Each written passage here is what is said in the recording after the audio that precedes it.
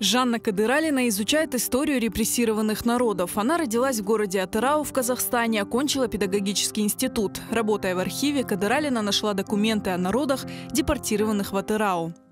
В областном архиве это был период как раз начала 90-х годов, в 92 году, когда начался процесс рассекречивания документов по истории бывшего СССР, и большой пласт документов был открыт по истории политических репрессий. Материалы вызвали у ученой большой интерес, ведь репрессии в советское время коснулись и ее семьи. Изучая документы, она написала 2 монографии об истории депортированных народов. Большие разделы были посвящены, в частности, и крымско-татарскому народу.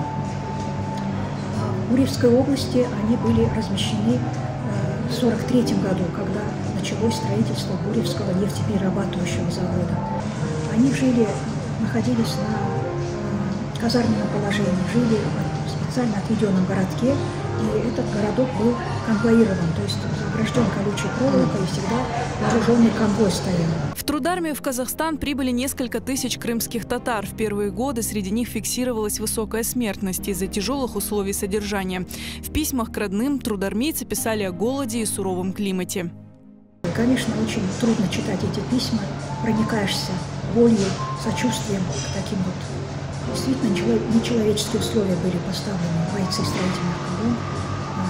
Вся страна испытывала трудности, а им, трудармейцам, было вдвойне тяжелее. Несмотря на это, трудармейцы упорно работали и даже получали трудовые награды. После снятия комендантского режима многие крымские татары остались жить в Казахстане.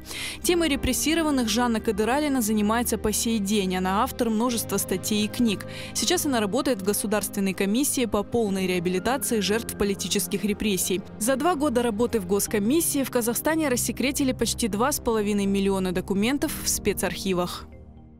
Работаем с населением, с потомками репрессированных, собираем данные, книгу памяти многотомную выпускаем.